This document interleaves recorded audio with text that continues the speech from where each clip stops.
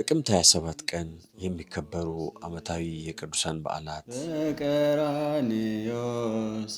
በስም አብ ወወልድ ወመንፈስ ቅዱስ አሐዱ አምላክ አሜን።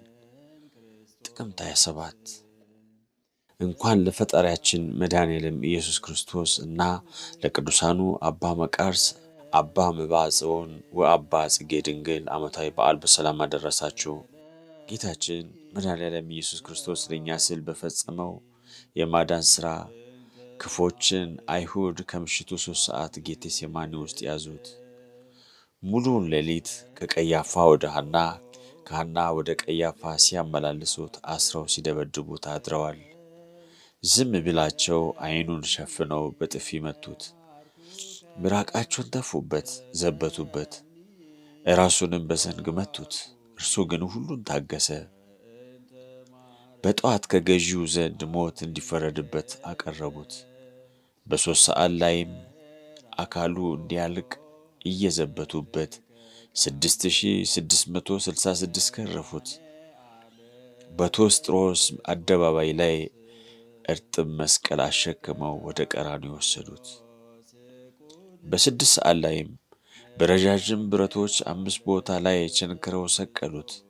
7 ታላላቅ ተአምራት በምድርና በሰማይ ታዩ።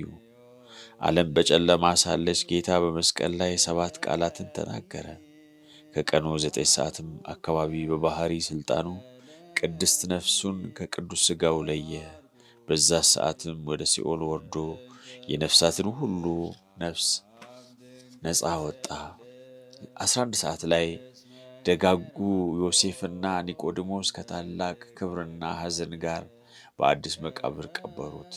በዛች ቀን ድንግል ማርያም ልቧ በሐዘን ተቃጠለ።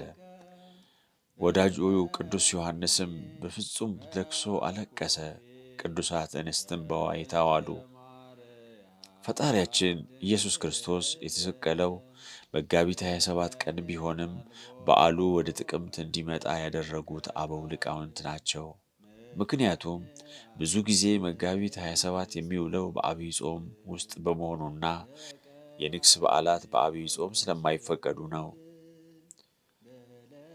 ምንም እንኳ በቅርብ ጊዜ በዐቢይ ጾም የሚያነግሱ አንዳንድ አብያተ ክርስቲያናት ቢኖሩም አባቶቻችን ግን እንዲህ ያለውን ሥርዓት አላቆዩልንም። ከበሮና የቸብቸቦ ዝማሬውን በወቅቱ የተፈቀደ አይደለም።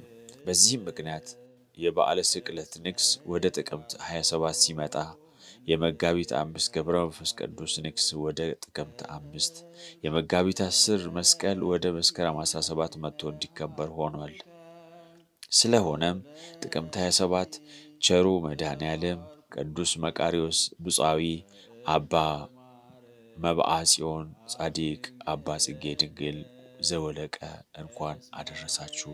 በረከታቸው ረድኤታቸው ይደርብን። ናቡቴ ቤተሰቦቻችን ከእኛ ጋር ስለሚሆኑ እናመሰግናለን። ናቡቴንን ላይክ፣ ሼር፣ ሰብስክራይብ እያደረጋችሁ ቤተሰብ ይሁኑን። ይቆየን። መድኃኔዓለም ክርስቶስ